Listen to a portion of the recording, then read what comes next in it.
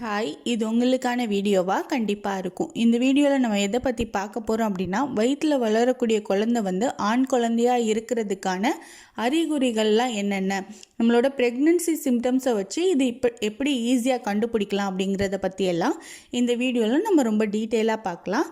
அதுக்கு முன்னாடி நீங்கள் இன்னும் சேனலை சப்ஸ்கிரைப் பண்ணலைன்னா மறக்காமல் சப்ஸ்கிரைப் பண்ணிடுங்க. ப்ரெக்னென்சிக்கு வந்து சிம்டம்ஸ் எல்லாம் கண்டிப்பாக இருக்கணும் அப்படிங்கிற எந்த ஒரு அவசியமும் இல்லை. இருக்கிறவங்க அவங்களுக்கு வந்து ஆண் குழந்தை தான் இல்லை பெண் குழந்தை தான் அப்படிங்கிறத எப்படி சிம்டம்ஸ் வச்சு கண்டுபிடிக்கலாம் அப்படின்னு பார்க்கலாம். ஃபஸ்ட்டு சிம்டமாக என்ன எடுத்துக்கலாம் அப்படின்னா, வாமிட் அண்ட் குமட்டல் எடுத்துக்கலாம். இது வந்து நிறைய பேருக்கு காமனாக இருக்கக்கூடிய ஒரு விஷயந்தான். அது வந்து உங்களுக்கு நீங்கள் எந்திரிச்ச உடனே உங்களுக்கு வாமிட் வருது, இல்லை ப்ரஷ் பண்ணுறப்போ உங்களுக்கு ஒரு மாதிரி குமட்டிட்டு வருது அப்படின்னா, கூடவே அது கூட சளி வருதா அப்படிங்கிறத நோட் பண்ணுங்கள். உங்களுக்கு வாமிட் வருது இல்லை குமட்டிட்டு வருதுங்கிறப்போ உங்களுக்கு கூடவே நுரைச்சிற மாதிரி இல்லை சளி வர மாதிரி இருக்குது அப்படின்னா உங்களுக்கு வயிற்றில் வளரக்கூடிய குழந்தை வந்து ஆண் குழந்தை தான் அப்படிங்கிறத நம்ம கன்ஃபார்ம் பண்ணிக்கலாம். செகண்ட் சிம்டம் என்ன அப்படின்னா, உங்களோட கர்ப்பங்காலம் ஃபுல்லாகவே உங்களோட பாதம் வந்து ரொம்பவே குளிர்ச்சியாகவும் ரொம்ப சாஃப்டாகவும் இருக்கும். ஆண் குழந்தை உங்கள் வயிற்றில் வளர்ந்துட்டு இருந்துச்சு அப்படின்னா, ஸோ உங்களோட பாதம் வந்து ரொம்ப ஜில்லுன்னு இருக்குது, நீங்கள் தொட்டு பார்க்குறப்போ உங்களுக்கு வந்து ரொம்ப குளுமையாக இருக்குது அப்படின்னா உங்களுக்கு ஆண் குழந்தை இருக்கிறதுக்கான சான்சஸ் வந்து அதிகமாக இருக்குது.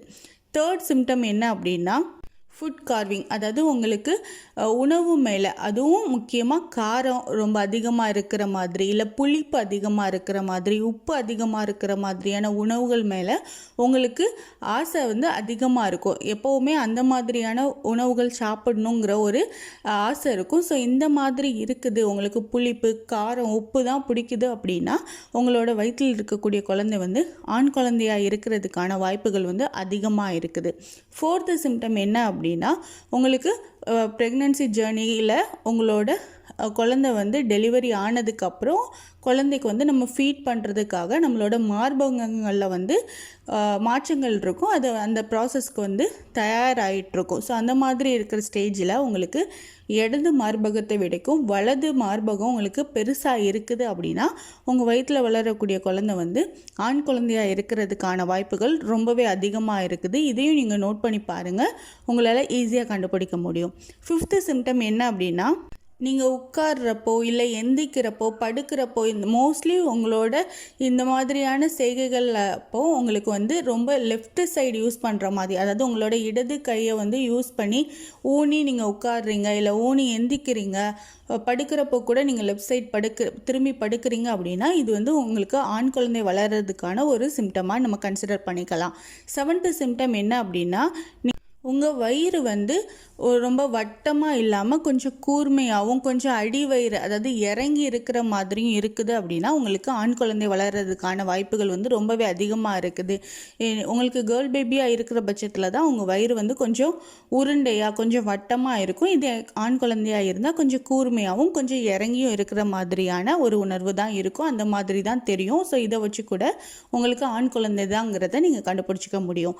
எயித்து சிம்டம் என்ன அப்படின்னா, பேபியோட ஹார்ட் பீட் வச்சு கூட நம்ம கண்டுபிடிச்சிக்கலாம்.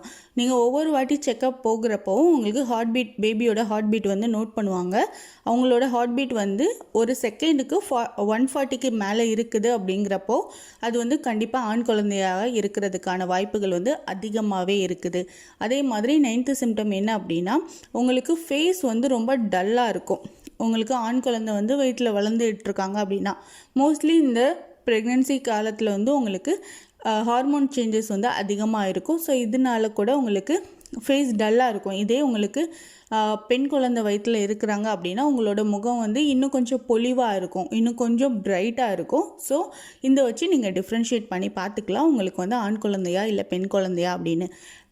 அதே மாதிரி 10th சிம்டம் என்ன அப்படின்னா, உங்களுக்கு உங்களோட ஹேர் க்ரோத் வந்து அதிகமாக இருக்கும். உங்கள் வயிற்றில் வந்து ஆண் குழந்தை இருந்துச்சு அப்படின்னா உங்களுக்கு ஹேர் வந்து கொஞ்சம் ஷைனியாகவும் கொஞ்சம் ஹேர் க்ரோத் வந்து அதிகமாகவும் இருக்கும். இதே கேர்ள் பேபியாக இருக்கிறப்போ உங்களுக்கு வந்து கொஞ்சம் ஹேர் லாஸ் அதிகமாக இருக்கும். ஸோ இதை வச்சு கூட நீங்கள் டிஃப்ரென்ஷியேட் பண்ணி பார்த்துக்கலாம் உங்களுக்கு வந்து கேர்ள் பேபியா இல்லை பாய் பேபியா அப்படின்னு. ஸோ இந்த 10 சிம்டம்ஸில் உங்களுக்கு எத்தனை சிம்டம்ஸ் இருக்குது அப்படிங்கிறத கமெண்ட் பண்ணுங்கள். எல்லாருக்கும் எல்லா சிம்டம்ஸும் இருக்கணுங்கிற அவசியம் இல்லை. ஏன்னா ப்ரெக்னென்சி சிம்டம்ஸே எல்லாருக்கும் காமனாக இருக்கிறது இல்லை. ஒவ்வொருத்தங்களுக்கும் ஒவ்வொரு மாதிரி இருக்கும் அவங்களோட உடம்புக்கு ஏற்றாப்புல. மோஸ்ட்லி இது வந்து காமனாக இருக்கக்கூடிய சிம்டம்ஸ். அதாவது பாய் பேபி பிறந்தவங்களுக்கு இந்த மாதிரியான சிம்டம்ஸ்லாம் இருந்து அவங்களுக்கு பாய் பேபி பிறந்தவங்க நிறைய பேர் இருக்கிறதுனால தான் இதெல்லாம் பாய் பேபிக்கான ஒரு சிம்டம்ஸ்னு சொல்கிறோம். இது கண்டிப்பாக இருக்கணும், இல்லை இது இருந்தால் தான் பாய் பேபி அந்த மாதிரி எல்லாம் எதுவும் இல்லை. இதை ஒரு இன்ஃபர்மேஷனாக எடுத்துக்கோங்க. ஜஸ்ட் ஃபன்னுக்காக நீங்கள் செக் பண்ணி கூட பார்த்துக்கலாம். மற்றபடி இந்த மாதிரியெல்லாம் சிம்டம்ஸ் இருக்குது, ஸோ இது வந்து பாய் பேபி தான் அப்படின்னு கன்ஃபார்ம் பண்ணாதீங்க. உங்களுக்கு வந்து பாய் பேபியாக பிறக்கிறதுக்கான ப்ராபபிலிட்டிஸ் நிறையா இருக்குது. ஸோ எந்த பேபியாக இருந்தாலும் ஹெல்த்தியான பேபியாக நமக்கு கிடைச்சா போதும். அதுக்காக நம்ம ப்ரேயர் பண்ணிப்போம். அதுக்கான நம்ம ப்ரெக்னென்சி ஜேர்னியை கொஞ்சம் ஹாப்பியாக கொண்டு போவோம். ஸோ இந்த மாதிரி யூஸ்ஃபுல்லான இன்ஃபர்மேஷன் தெரிஞ்சுக்க சேனலை லைக் பண்ணுங்கள், ஷேர் பண்ணுங்கள் அண்ட் சப்ஸ்கிரைப் பண்ணுங்கள்.